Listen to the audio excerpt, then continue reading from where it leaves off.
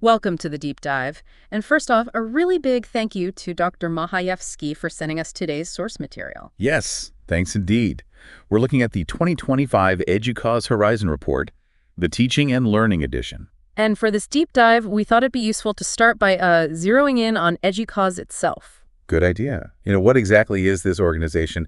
And maybe more importantly, how does it help higher education navigate all the changes happening? Right. So EDUCAUSE, that's pronounced EDUCAUSE, it's basically a huge association focused on technology and higher education. It really is. You could almost call it the nerve center for IT within colleges and universities. It's described as the largest community of IT leaders, professionals, all working towards advancing higher ed through tech. Exactly. They're not just talking about it. They're actively involved in shaping how technology is used. And it's been around a while, right? Formed in 1998. That's right, 1998. Which, as you know, is practically ancient history in the tech world. Huh, true. So what was the main goal back then? Well, the idea was really to support the people who lead, manage, and actually use IT in higher ed, to help them anticipate changes, adapt. Because technology, IT roles, even higher education itself are always shifting. So it's fundamentally about looking ahead, strategic IT decision-making. Precisely. At every level within an institution. And it's not just a U.S. thing either. Oh, interesting. It's global. Yeah, it's a global nonprofit. Yeah. Members include U.S. and international universities, corporations working in the education space, other nonprofits, even K-12 institutions. Okay, that makes sense. Recognizing that continuum of learning. Right. And the scale is pretty significant. We're talking about a community of more than 100,000 individuals at member organizations all over the world. Wow, 100,000 people. That's a lot of collective brainpower focused on educational technology. It absolutely is. And something they really emphasize is diversity. Diversity in perspective, opinion, representation. They see that as crucial. Which it is, especially when you're tackling complex problems. Couldn't agree more. So if you listening want to learn more, the website is just educause.edu. Pretty straightforward. Yep, educause.edu. Lots of resources there. But what really grabbed our attention and why Dr. Mahayevsky sent it over is this specific report, the Horizon Report for Teaching and Learning. Higher education today. It can feel less like a steady ship and more like navigating, well, whitewater rapids, can it? Oh, definitely. With new technologies popping up all the time and these fundamental debates about learning itself, just staying informed feels like a huge task. It really does. The amount of information and just how fast things change. Yeah. It's tough to know what's signal and what's noise, what's really going to shape the future. Exactly. And that's why we're here. Welcome to the deep dive. Our mission is pretty straightforward. We dig into the essential info. This time, it's the 2025 EDUCAUSE Horizon Report. Which is a big one in the field. It is, and we pull out the critical insights, the stuff you really need to understand without you having to wade through the whole thing yourself. Think of this as your curated guide. We've gone through the report, looked at the key trends, social, tech, economic, environmental, political, the whole picture. And pinpointed those emerging technologies and practices that seem poised to really reshape teaching and learning. Right. And it's important to say this isn't just guesswork. The Horizon Report, it carries weight because it comes from a global panel of experts using a pretty rigorous method. The modified Delphi process, right? Exactly. It's evidence-based, Yeah. which helps make sure these findings are pointing towards real significant shifts, not just, fleeting ideas. That iterative process, getting experts to weigh in, refine their views, it adds validity. It absolutely does. It strengthens the findings. Okay. So our goal today is to give you a clear, concise understanding of these big changes and what they might actually mean for higher ed. Let's dive in, starting with the social trends. Sounds good. The social trends really paint a picture of higher ed grappling with some major societal shifts, and definitely this growing need for more inclusivity. Right. The first one the report highlights is this continuing, even increasing focus on designing inclusive learning environments. And that's not just talk, is it? It feels like a real global movement. It really is. Yeah. There's a definite global commitment to expanding access for all sorts of diverse populations. The report actually cites a UNESCO stat. 70% of countries with national plans for higher ed list inclusion as a key goal. 70%. Wow. Yeah, it signals a pretty fundamental shift. Yeah. And it's not just about getting students in the door. It's about creating environments where everyone can actually succeed. You see that in the updates to things like Universal Design for Learning, the UDL guidelines. Okay, so what are the real upsides? What are the benefits for institutions, for students? Well, the potential benefits are pretty significant. Things like better retention, better student success, more engagement, Hmm. basically making sure everyone has equitable access and Hmm. using teaching methods that are culturally responsive. And technology plays a role here, too. Oh, definitely. Technology is a huge enabler. Right. Think digital tools for neurodivergent learners, or even tech helping preserve indigenous languages. It's becoming a strategic advantage, really, for attracting diverse students. So it's more than just physical access, it's fostering that sense of belonging and preparing graduates for, well, the real world. Precisely. Employers are looking for that cultural competence. But the report is also clear it's not easy. There are real challenges. I imagine so. What are the main hurdles? Well, money, for one. It takes significant investment in tech, in professional development for faculty, the right infrastructure, and sometimes there's resistance to new ways of teaching. Institutional inertia. Yeah, and just coordinating all these efforts across different departments can be, well, complicated. And the just-in-time update in the report mentions some headwinds, things making this harder. Yes, unfortunately. Recent policy shifts, especially in the U.S., are creating some significant obstacles for these inclusivity initiatives. We're seeing things like federal directives aimed at rolling back DEI programs. DEI being diversity, equity, and inclusion. Right. Closures of DEI offices, curriculum changes, even removing DEI language from communications. It's creating a lot of uncertainty. And that impacts people directly. Absolutely. Students, faculty, administrators, less support, job insecurity, needing to rethink courses. The report actually mentions UT Austin, for example, having staff cuts and closing a program for undocumented students because of these policy changes. That really brings it home, the real-world impact. It does. So institutions are kind of scrambling, trying to figure out how to navigate this. Some are looking at different ways to define inclusion, developing new strategies. And then there's President Trump's executive order about English as the official language that could add another layer of complexity for non-native speakers and faculty hiring. It really highlights how intertwined higher ed is with the broader political climate. Okay, the second social trend. Polycrises are on the rise. That sounds concerning. It is a major concern. A polycrisis isn't just one crisis, it's multiple different crises happening at the same time, and crucially, interacting in ways that make each one worse. So they amplify each other. Exactly. Think about economic instability, climate change impacts, public health emergencies, geopolitical tensions. They're not separate issues anymore. They're connected, and they exacerbate each other's effects. Making the whole environment much more volatile. Right. The report suggests there's this growing global sense of fragility, of vulnerability.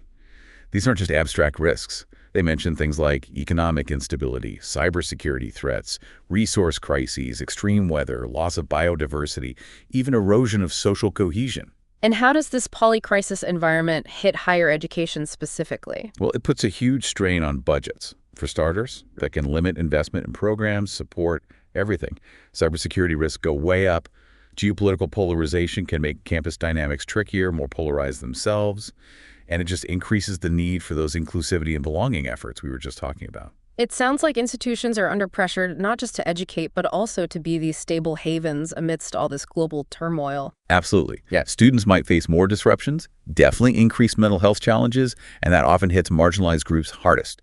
Faculty and staff, they need more training in crisis response, more support themselves to provide support. So what's the suggested response? The report stresses the need for really comprehensive crisis frameworks, finding funding for prevention and management, holistic support strategies, clear, equitable communication when things go wrong, maybe even institutions rethinking their role in community service during extreme events, building resilience across the board, natural disasters, supply chains, economic shocks. And the just-in-time update suggests things are getting even more complex. It does, unfortunately. It points to new crises emerging just in early 2025, political, economic, environmental, social, health. He gives U.S. examples like immigration orders, federal layoffs, trade tensions with Canada, Mexico, China, inflation worries, extreme weather floods, droughts, wildfires, even the return of avian flu, new influenza strains. Plus, global conflicts, social unrest. It all just intensifies the economic and operational challenges and the well-being challenges, too. It really drives home how connected everything is and how vulnerable higher ed can be. Okay, the last social trend mentioned is how technology is changing students' cognition. This is a big topic, lots of debate. It is, and there are definitely anxieties. The constant use of tech smartphones, social media, now AI. The concern is it shortening attention spans, reducing memory recall, causing cognitive overload, maybe even impairing critical thinking or problem solving. But it's not all negative, right? The report sees potential upsides too. That's correct. Tech-rich learning environments can enhance outcomes, motivate students, foster interdisciplinary thinking. Active learning using tech can actually boost cognitive engagement. The key thing is, generations are growing up immersed in this stuff. Higher ed has to adapt to students who think and learn differently. So it's about finding that balance, leveraging the good, mitigating the bad. Exactly. Institutions need to update curricula, update assessment methods, but also actively counteract any potential shift away from critical thinking. That might mean more modular courses, more hybrid learning, more tech-rich methods generally. Definitely prioritizing digital literacy. And maybe rethinking assessment entirely. Moving beyond just traditional exams. Right. More project-based work, adaptive testing, things that emphasize creative, critical use of technology, not just recall. That probably means investing in AI learning platforms, immersive tech like VR, collaborative digital workspaces, and, crucially, faculty development so they can design assessments that actually align with this while still being rigorous. And the just-in-time update here flags potential policy changes affecting student tech use, like TikTok bans. Yes. The possibility of a temporary nationwide TikTok ban, state-level restrictions on certain websites or social media, even institutional or instructor limits on AI tools like ChatGPT. These could really change how students interact with tech for learning. That could have big ripple effects on how students access information, collaborate. It really could. On the one hand, maybe some security or privacy gains, fewer distractions, maybe deeper focus. But on the other hand, it could limit access to information, to digital communities, educational content, online discussions. Potentially hindering critical thinking. Collaboration. Yeah, there are concerns. It can make it harder to think critically, collaborate effectively, figure out credible sources. Basically, hinder preparation for a tech-driven world. And depending on how AI policies vary between institutions, it can even widen the digital divide. It's really tough balancing act for college leader security versus equitable access and effective learning. Definitely a complex set of social forces at play. Okay, let's shift gears to the technological trends the report highlights. First up, VR tools getting more advanced and affordable. We've been hearing about VR in education for a while. That's right. And the tech itself has really matured. We're seeing much higher resolution displays, better spatial audio that feels more real, much more precise hand and eye tracking, and processors that are more powerful but also more efficient. Making the whole experience more immersive. Exactly. Yeah. More immersive, more believable, and ultimately more useful educationally. And importantly, the price point for the hardware, for development tools, it's coming down, making it more accessible for institutions. So what are the practical uses in teaching and learning beyond just, the novelty factor? Well, VR offers some really compelling ways to build realistic simulations into teaching, research, even student engagement. Imagine medical students practicing complex surgeries virtually, risk-free. Right. Or engineering students walking through intricate designs in 3D. It's especially promising for fields like healthcare, engineering, technical trades, anywhere students need to develop hands-on skills in a simulated real-world setting. It really helps bridge that gap between theory and practice. Aligning learning better with what industry actually needs. Precisely. And VR can also help with accessibility, offering adaptable experiences for different learning styles, maybe different languages. And let's face it, it appeals to digitally native students. But there must still be hurdles to widespread adoption. Oh, absolutely. Even with costs coming down, the initial investment hardware, developing good quality educational content, the supporting infrastructure, it can still be substantial. Faculty training is absolutely key. You can't just drop VR headsets in a classroom and expect magic. True. Institutions might need partnerships with VR developers. And accessibility for all learners, including those with disabilities, has to be baked in from the start. Plus ongoing evaluation, collaboration. It's a process. And the just-in-time update points to potential funding issues that could slow things down. That's a real concern, yeah. Cuts to federal education or research funding could directly hit the money available for tech investments like VR. Tighter budgets might force institutions to scale back innovation plans. Plus, tariffs on imported electronics could push up the cost of VR gear itself. So better tech, lower prices, but external economic factors could still be a bottleneck. Okay, the second tech trend. More focus on democratization and efficiency in technology. What does that mean in practice for higher ed? It's about making technology and the infrastructure behind it more accessible to more people, more efficient to run, and more effective at doing its job. AI is a big driver here, offering tools for automation and optimization. The goal is really to empower everyone, faculty, staff, students, to use tech effectively, even without deep technical expertise. What are the potential wins for colleges if this happens? Several things. Streamlining administrative processes could free up resources for teaching, student support. Tech could become easier for faculty to integrate into courses without needing, a computer science degree. Learning could get more personalized, more adaptive, with more flexible tools. More creativity, maybe. Possibly, yeah. More innovation from everyone if the tools are easier to use.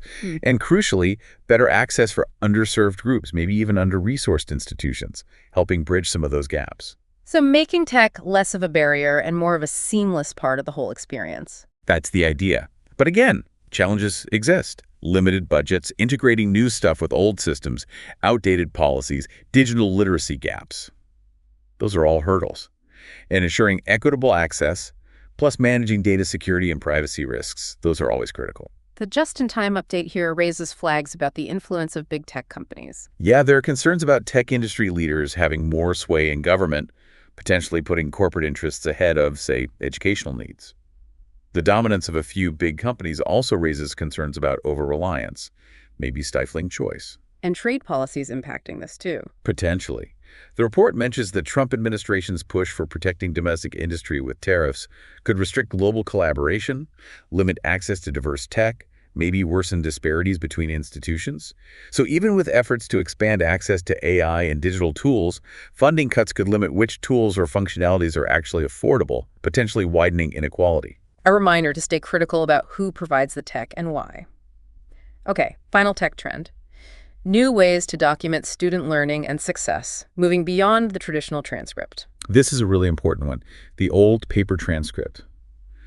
It just doesn't capture the full picture, does it? It's limited in scope, lacks context, doesn't really show soft skills or learning that happens outside formal courses. So what are the alternatives being explored? Things like digital badges, credentials stored on blockchain, comprehensive learner records, CLRs, and e-portfolios are getting a lot more attention.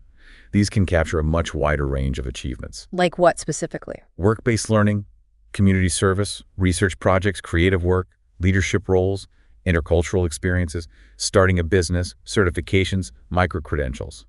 A much richer picture of what a student actually knows and can do. That sounds much more useful for employers, for grad schools. Exactly. It aligns better with what they're looking for, helps bridge that education-to-work gap. And being digital, these records can be verifiable. Tamper-proof, potentially, easier for students to share, easier for employers to check. It supports student mobility, fits better with lifelong learning ideas. But making this shift requires big changes within institutions, right? Yeah. Faculty need to think more about competency-based assessment, use analytics maybe, define learning outcomes more granularly. Offices like the registrar, career services need new systems. IT needs to integrate analytics, ensure security. It needs training, consistent standards, balancing privacy with data access. It's a significant institutional lift. And the just-in-time update sees AI playing a big role here too. Absolutely. AI advancements could transform how we track and document learning. Think sophisticated AI reasoning, AI agents, AI that understands different data types. There are partnerships forming between universities and AI companies for things like AI tutoring that can also track progress in real time. So AI could help personalize the documentation, make it more automated. Potentially, yes. Automated skill assessment, credential verification records that update dynamically as students learn. But, and it's a big but, the challenges around privacy, data security, potential bias in AI, those need constant, careful attention as this unfolds. It really seems technology is changing not just how we learn, but how we prove and communicate that learning. Okay, let's pivot to the economic trends impacting higher education. First one, the increasing potential for trade wars. That sounds like it could have broad ripple effects. It really could. Geopolitical tensions, shifts in economic policy, they're creating a lot of uncertainty in global markets, and that raises the risk of trade disputes, protectionist measures. For universities, this could cause disruptions across the board. How so? What's the direct impact on a college? Well, it could deter international students from enrolling, which is a huge revenue stream for many institutions. It could restrict international faculty coming over. It could make study abroad, research partnerships much harder. Access to international funding might dry up. And then there's the cost of goods tariffs could make tech, textbooks, lab equipment much more expensive, squeezing budgets even further. So it hits finances, but also the core experience, diversity, research, quality. Exactly. Less diversity on campus, potentially higher tuition or less financial aid, more stress for everyone.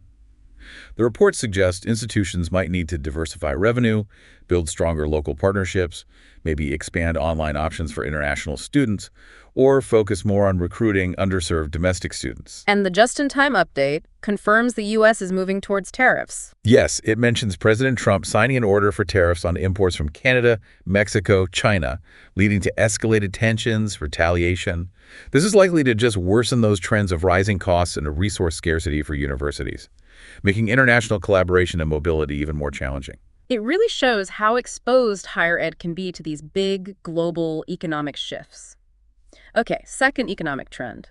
The continued demand in some quarters for a return to the office, even with remote work being so common now. That's right. Despite the big shift to remote and hybrid work, some institutions are mandating returns to campus for staff, for faculty. There's research, CUPA-HR data showing a gap. Most higher ed employees think they can work remotely, but most are still working on-site. So there's a tension there. What's the argument for being primarily on-site, especially regarding teaching? Proponents often say that face-to-face interaction enhances engagement, builds deeper connections, leads to richer learning, but these mandates can create real equity issues for caregivers, people with disabilities who benefit from flexibility. And recruitment, retention. Exactly. Yeah. It can make it harder to attract and keep talent if people want flexibility. Plus, if you rely more on hybrid teaching, you need robust tech and support, which costs money. So another balancing act. Definitely.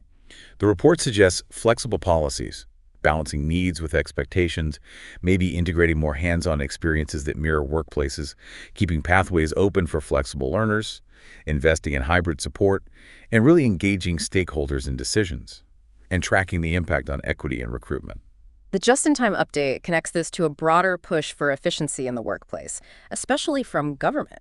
Yeah, the focus on efficiency, highlighted by things like the U.S. establishing a Department of Government Efficiency, DOGE, Okay. and federal and state return-to-office mandates, that could especially impact public universities tied to government agencies. Yeah. They might see workforce disruptions, lower job satisfaction, higher turnover, research delays if they rely on grants.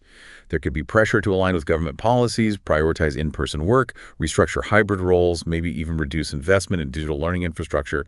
Could make attracting talent harder. Interesting how those external efficiency drives could ripple through university operations. Final economic trend. Growing concerns about deglobalization feels related to the trade war point. It is related, yeah. Yeah. Deglobalization, this potential shift away from deep global economic interconnection, is fueled by those trade wars, supply chain issues, financial crises, geopolitical tensions. We don't know how far we'll go, but the potential challenges for higher ed are significant. How might it change what universities teach? Curricula might need to adapt. More focus on domestic economies, trade policy intricacies, supply chain management closer to home, geopolitical dynamics, but also still needing diplomacy, international relations skills to navigate a potentially more fragmented world. And the impact on international students and partnerships seems obvious. Very vulnerable, yes. Fewer international students due to restrictions or tensions, stricter immigration affecting faculty recruitment, setbacks for partnerships. That limits cross-cultural learning, reduces global literacy, campus diversity, ultimately impacts the quality of education and graduate preparedness. So what can institutions do? Develop contingency plans for disruptions to research, teaching, support. Maybe align programs more with domestic economic needs. Faculty development to help adapt curricula. Strengthen ties with local businesses, government, community groups for internships, projects. And the just-in-time update sees stricter immigration policies as proof this is happening. Yes, it points to policy changes in the U.S., Australia, UK, targeting student protesters, capping enrollments, new visa rules, stricter post-graduation work rules. Yeah. It suggests these reflect that broader deglobalization trend and will definitely impact global connections in higher ed. These economic trends paint a picture of real volatility as uncertainty. Okay, let's shift to the environmental trends flagged in the report. First, governments expanding clean energy subsidies. That sounds mostly positive. It is largely a positive global trend, driven by the need to speed up the transition to renewables, tackle climate change. We see things like the U.S. Biden administration's clean electricity tax credits, big initiatives in the UK. How does this impact colleges and universities directly? It creates huge opportunities for leadership. In research, in teaching new green energy programs, in workforce development for that sector. More funding could flow for renewable tech research, sustainability practices on campus, energy-efficient buildings. Fostering partnerships, too. Definitely. Yeah.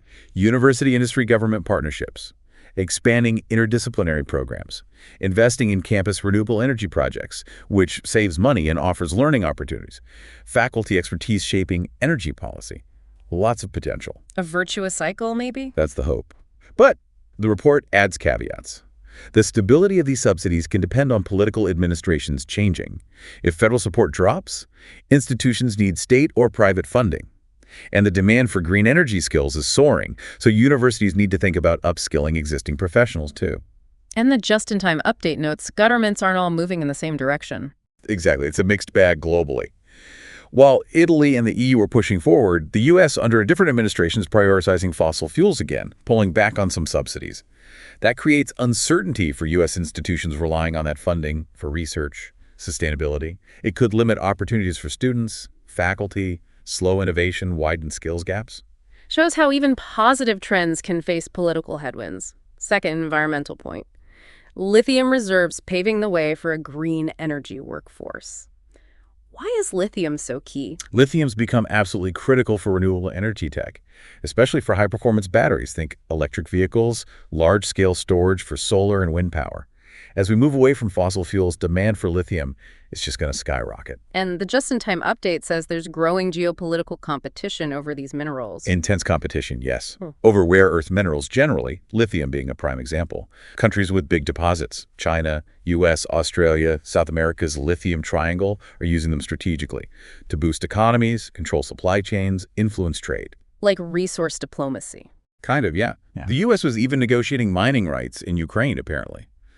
Russia's expanding its mining. This competition means we'll need more experts in mining, processing, supply chains, pushing universities to update curricula. And shifting alliances or funding could disrupt research and workforce planning in this area. Access to these minerals looks like a major factor in the whole green transition. Okay, final environmental trend. Increasing global food insecurity. A deeply worrying issue. It really is. It's escalating alarmingly. The report mentions about 343 million people in 74 countries facing acute hunger. That's a huge number, and it's rising. What's driving it? A complex mix. Conflict, economic instability, and definitely climate change disrupting agriculture distribution systems. And how does this hit home for higher education? Directly. Food insecurity among students causes serious academic problems, difficulty concentrating, lower grades, higher dropout risk, plus major mental health impacts, stress, isolation. It hurts well-being, hinders success, and rising food costs might even impact enrollment, especially for low-income students, while increasing demand for campus food banks. So it's not just out there, it's on campus too. Absolutely. The report suggests institutions should play a role. Update curricula, sustainable food systems, supply chains, food policy, become community hubs for food distribution, research, use experiential learning, partner with industry, community groups, expand food pantries, meal sharing, advocate for policy changes. The just-in-time update suggests multiple crises are making this even worse right now. Yeah, it's a perfect storm. U.S. bird flu, hitting egg prices, tariffs raising food costs, potential SNFP cuts, then severe droughts in Africa, floods in South Asia hitting crops, the Ukraine war disrupting exports, extreme weather causing price volatility globally, cuts in foreign aid dissolving food programs. It all puts more pressure on institutions and students. Meal plans get less affordable, hindering success and well-being.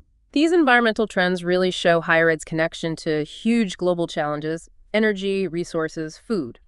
Okay, let's tackle the political trends. First, the classification of institutions continues to change, specifically the Carnegie classification in the U.S. Right, Carnegie is hugely influential for how U.S. institutions are categorized, and it's undergoing major changes for 2025, aiming to better capture the diversity of the sector. They're expanding criteria beyond just degrees awarded to include research, program types, other characteristics. What kind of impacts are expected from these changes? More accountability, transparency maybe, through more detailed data collection. Institutions might need to adjust programs or curricula to align with new metrics, things emphasizing social, economic mobility for graduates, support for at-risk students, regional impact. Research priorities might shift too. Could do, especially for those aiming for that top R1 research status as the criteria update. It might also lead to better recognition for minority-serving institutions, potentially more funding or support, and maybe encourage different teaching approaches, change how faculty hiring or tenure works to reflect the new classifications. Sounds like institutions need to be pretty strategic about this. Definitely. Invest in data infrastructure. Balance Carnegie requirements with their own mission and values in strategic planning. Focus on equity, community partnerships, aligning with those new metrics. And the just-in-time update mentions specific changes to research classifications and potential political interference. Yes. The update clarifies that R1 status might become harder to get, requiring significantly higher annual research spending, maybe around $50 million. There's also a new research colleges and universities category coming. But external political shifts, Trump administration policies, potential NIH cuts, DEI restrictions could make it harder for some institutions to meet those spending criteria, especially impacting R2 universities trying to grow research. They might really need to rethink their research strategies. Shows how even internal classifications aren't immune to external politics. Second political trend, growing uncertainty over technology-related regulations in higher ed. Feels like a moving target. It really is, especially in the U.S. with administration changes, future transitions. It creates a lot of regulatory uncertainty for tech. We saw proposals in recent years for stricter rules around online program managers, OPMs, distance ed, accessibility. The current administration might enforce those differently. And new security rules coming too. Yeah, updates to data security regulations like NIST standards, cybersecurity clauses, incident reporting. Those could definitely impact how institutions use tech and ensure compliance. So stay alert and be ready to adapt seems to be the message. Pretty much. Even if some proposed rules aren't enforced right now, things can change. Stricter OPM or distance rules could mean more scrutiny, maybe needing to rework contracts. Stronger accessibility standards would require more faculty training, oversight. New cybersecurity rules mean upgrading systems, changing data handling, potential costs, maybe even restricting some tech use. And the just-in-time update suggests even more ambiguity, federal versus state actions. Exactly. Potential shifts at the Department of Education could lead to less centralized oversight, maybe inconsistent regulations, funding challenges. Meanwhile, more states are passing their own stricter data privacy laws, plus ongoing efforts to ban some AI tools, and uncertainty around enforcing ADA accessibility standards under current deregulation and DEI policies. It could lead to inconsistency, make access harder for disabled students, increase burdens on institutions. It's creating a lot of uncertainty around funding, compliance, the future of digital learning. Sounds like institutions need really robust internal processes to navigate this shifting regulatory landscape. Okay, final political trend. Regulations for AI are lacking or ineffective. Given AI's speed, this is a big one. Huge. AI is advancing so fast, the regulatory frameworks just haven't kept up. Nationally or globally, there's a lack of clarity on ethical use, data privacy, bias, workforce impact. How does that lack of clear rules impact teaching and learning specifically? Well, unregulated AI integration. It creates uncertainty for faculty, could lead to disparities for students, maybe increases faculty workload figuring out the ethics, discourages innovation if they're unsure what's allowed, risks introducing bias in assessments or learning tech if tools aren't vetted. Unequal access could widen gaps, and always the risks around data privacy, security breaches, bias. So with weak external rules, the onus falls back on institutions themselves. Pretty much, yeah. The report really stresses the need for institutions to create their own clear AI use policies, ensure consistency, train faculty and students on critical thinking, responsible use, establish governance frameworks for approving AI tools, strengthening data privacy, maybe collaborating with industry. The just-in-time update suggests the U.S. focus is actually on AI deregulation and industry growth. That seems to be the direction. The current administration's focus on deregulation, private sector innovation, that Executive Order 14179 reportedly removing some AI restrictions, delays in regulation elsewhere, appointing tech industry advisors. It might speed up AI development, but it could also shift innovation away from universities towards corporations, increase reliance on industry funding, reduce independent oversight. So institutions will likely need to be even more proactive in setting their own internal policies, maybe even building their own secure AI platforms.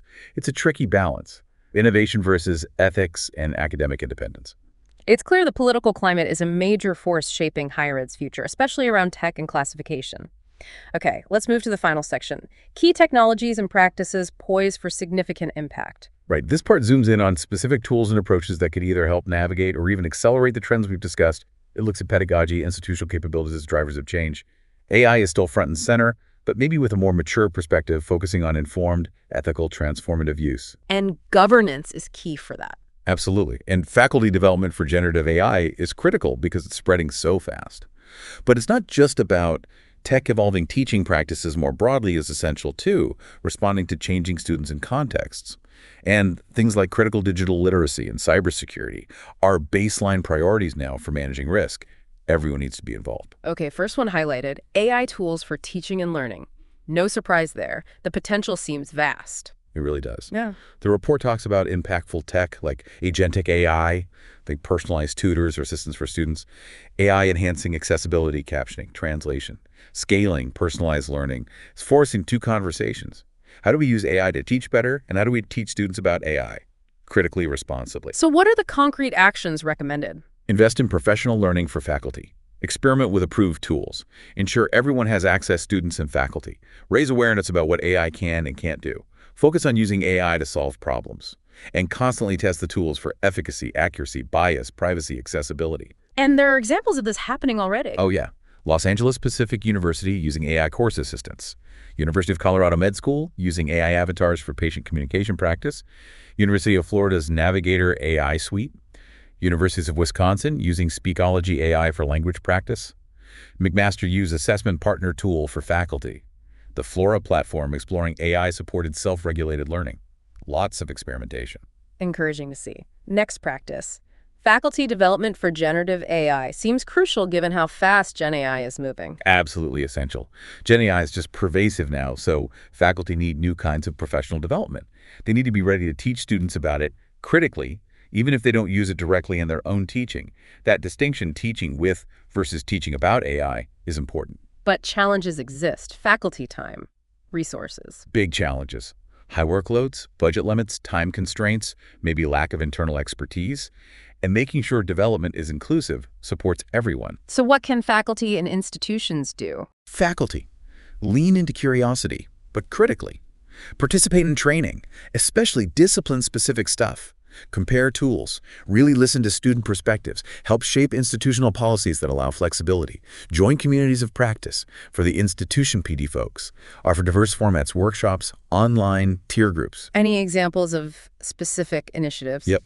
The GenAI.N3 network among Irish universities, University of Southern Queensland's AI Pedagogy Project, centers like the one for instructional innovation creating resources. Penn State's Provost Endorsement Signal Support.